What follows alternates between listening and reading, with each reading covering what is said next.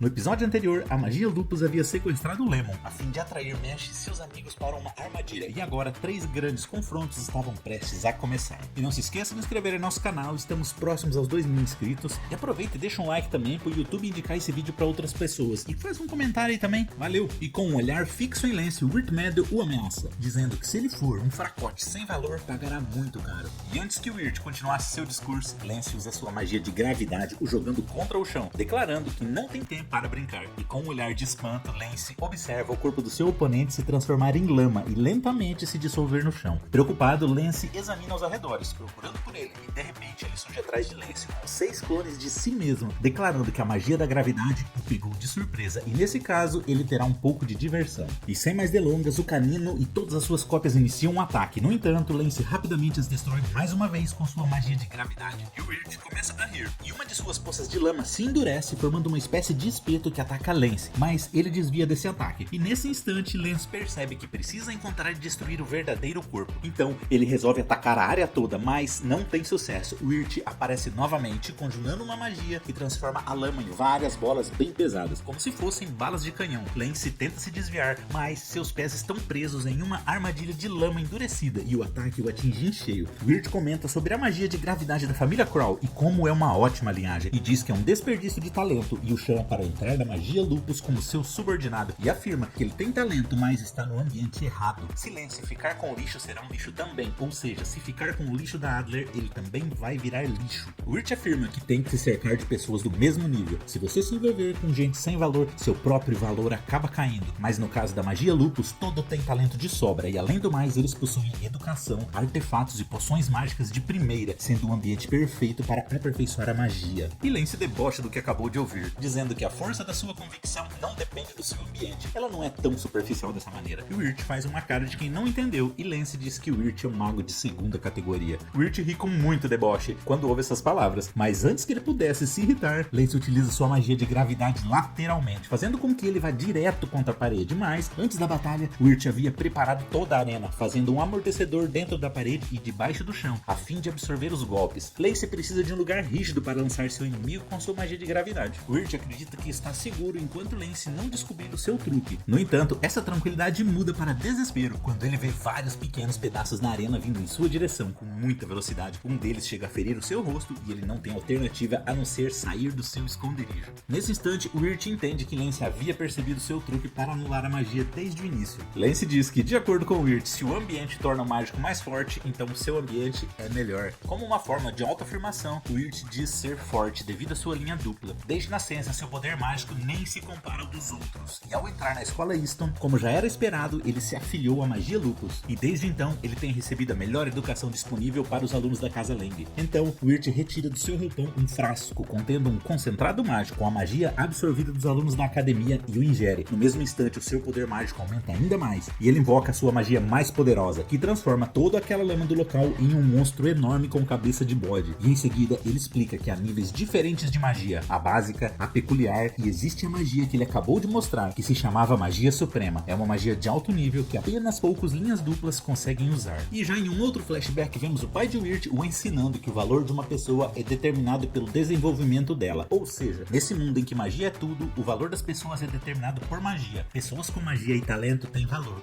enquanto aquelas sem talento e sem magia não têm valor algum. Irritado consigo mesmo, ele diz que não tem só talento, ele chegou onde está porque mereceu sendo uma pessoa de valor. E ainda afirma que essa magia é totalmente inalcançável para alunos inferiores e sem valor como os da casa Adler. Então o monstro ataca Lance, mas ele desvia facilmente e diz ao Wirt que parece que ele não entendeu nada, e cita que, graças a algumas palavras que um de seus colegas lhe disse, ele se lembrou de algo muito importante. Então ele se recorda de quando Mesh lhe disse não ter habilidade suficiente para tomar decisões racionais, e ainda afirma que o único que pode ofender a casa Adler é ele. E Lance também utiliza sua magia avançada, onde vários pilares cercam a criatura, e eles possuem uma enorme energia gravitacional. Devido à força de atração gerada por cada pilar, a criatura está sendo puxada para todos os lados ao mesmo tempo, e não tendo como se mexer, ela se desintegra. E derrotado, Wirt não entende como a sua magia mais poderosa foi superada. E enquanto se lamentava, Por ser considerado uma pessoa sem valor até pelo seu pai, Lance encontra um livro que estava no chão e o devolve para Wirt e diz que seus pais também davam todo o valor às aparências e aos status social. E pelas palavras e condutas de Wirt, parece que o pai dele também havia o criado dessa maneira. E Lance se lembra da sua irmã falando que quando ela crescesse queria ser uma cantora. E ele continua dizendo ao Wirt que esse tipo de ambiente, à primeira vista, pode parecer que o valor é determinado pelo talento e pelos status, mas ele não acredita nisso. Lance não concorda com nenhuma palavra do que seu adversário disse. No entanto, ele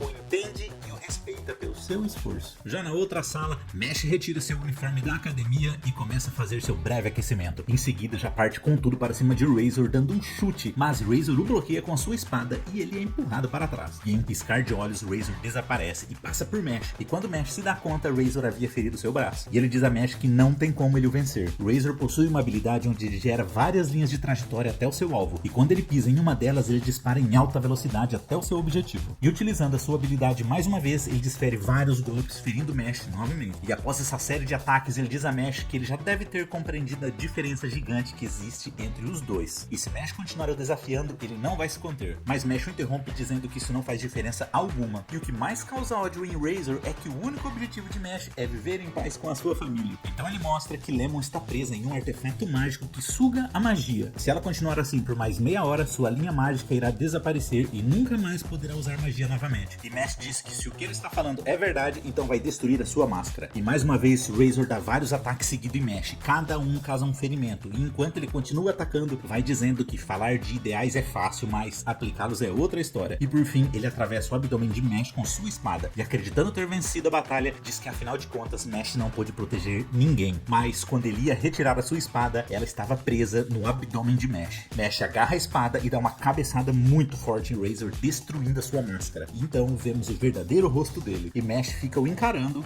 especificamente aquele olho vermelho e pergunta para Razor se por acaso ele tem conjuntivite. E Razor questiona se Mesh não sabe nada sobre aquele olho e ele explica que é um olho do demônio. E Mesh desculpa por não saber o que é. Razor explica que o olho do demônio impede temporariamente que o oponente use magia. E em um mundo onde magia é tudo, as pessoas sempre o evitaram por medo ou aversão. E Mesh faz uma cara de arrependimento pedindo desculpas novamente, pois o olho dele não funciona nada com Mesh. E Razor continua dizendo que ele é o inimigo natural dos usuários de magia e sempre foi visto como um sinistro, não só pelas pessoas ao seu redor, mas até pelos seus pais. Mas ele não espera que Mesh entenda, pois ele cresceu num ambiente carregado de afeto. Então ele utiliza sua magia avançada, Campo de Força, onde ele cria uma redoma no local, onde o seu adversário tem os seus movimentos desacelerados, enquanto os seus são acelerados mais ainda. Mesh percebe que uma flecha vermelha apareceu no seu corpo e Razor o ataca com muito mais velocidade, enquanto Mesh está extremamente lento. E Razor continua a atacar, e Mesh apenas se defende cobrindo seus pontos vitais. E tentando desferir o golpe final, Razor diz que não haverá uma segunda chance e ele vai acabar com isso agora. E quando se aproxima de Mesh, mesmo muito lento, Mesh soca o chão com uma força enorme, dividindo o local em dois, formando uma espécie de corredor onde deixa Razor com uma rota muito previsível. E Mesh acerta um golpe direto. Forte. Razor até defende com sua espada, mas ela se quebra. E sentindo que a batalha começava a pender pro lado de Mesh, ele diz que por agora vai se retirar, mas Mesh pisa em seu pé. E diz que pelo jeito conseguiu a segunda chance. E ele pisa com tanta força que o próprio pé de Mesh chega a sangrar. E ele invoca sua magia suprema dos músculos carregados e dispara um soco muito forte e o nomeia como Hurricane Rush, acertando bem em cheio o estômago de Razor, que arregala os olhos sentindo toda aquela pressão. O soco foi tão poderoso que Razor voou longe, fazendo um buraco na redoma que ele mesmo havia criado. E enquanto caía, imaginava como a sua magia avançada foi neutralizada por uma força incompreensível dessas. Nesse momento, o efeito de lentidão de Mesh se dissipa e agora Razor apanha muito, entendendo que a força de Mesh está numa outra dimensão. Mas mesmo assim, ele tenta mais uma investida e vai com tudo para atacar Mesh com o que restou da sua espada, mas Mesh a segura com a mão e invoca o poder da sua magia de antebraço, desferindo um golpe devastador diretamente em Razor. A força do impacto lança ele contra a parede, mas Mesh não havia terminado. Com uma velocidade incrível, ele invoca agora a força dos seus quadríceps, lançando Razor de volta ao ar. Era como um jogo de futebol e com Razor fazendo papel de bola. E não contente apenas com isso, Mesh utiliza o poder de seus músculos peitorais para desferir um poderoso soco de cima para baixo. E enquanto Razor se espatifava pelo chão, Mesh o intercepta mais uma vez. Dessa vez, Mesh ativa seus músculos ilíacos, golpeando a cabeça de Razor, fazendo com que tudo desacelere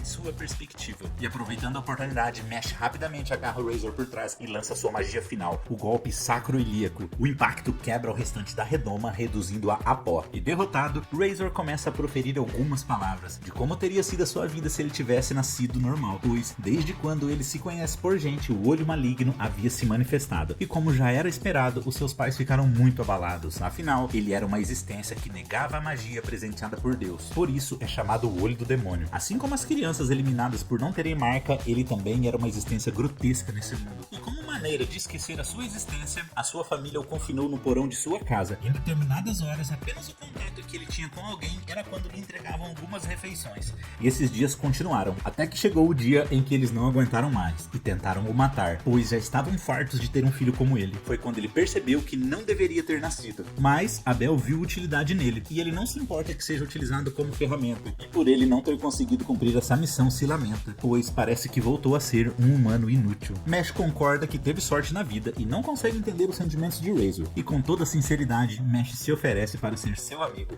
Razor diz que Mesh parece realmente um garoto bom e sincero, e confessa que até sente inveja, mas não tem como eles serem amigos, pois além dele ter esse olho, um dia a opinião de Mesh vai mudar. E ele diz que em consideração à gentileza de Mesh, vai lhe dar um alerta para não seguir em frente. Não tem como ele derrotar Abel. A verdadeira força dele nem se compara àquela vez que Mesh havia o enfrentado. Mas antes que ele terminasse, Mesh o interrompe, dizendo que agradece o alerta, mas, de qualquer modo, ele tem que arrebentar a cara daquele cara. E se virando, indo embora, diz que a sua opinião sobre Razor não vai mudar. E termina dizendo que por mais que esse mundo rejeite o seu olho, independente do que falem a respeito dele, a atitude de Mesh com ele não vai mudar. Afinal, ele não pode usar magia. E também não foi assim que o seu avô o criou. E diz que na próxima vão comer alguns profiteroles juntos. E Razor ri feliz, pensando como o Mesh é um rapaz interessante. E gente, aqui chegamos ao final desse episódio 9. Espero que tenham gostado. E aí temos mais uns 3 episódios aí pela frente. Escrevam aqui embaixo nos comentários se vocês querem que eu traga eles. E se inscrevam no nosso canal também. Curtam o nosso vídeo aí. Valeu, gente. Muito obrigado.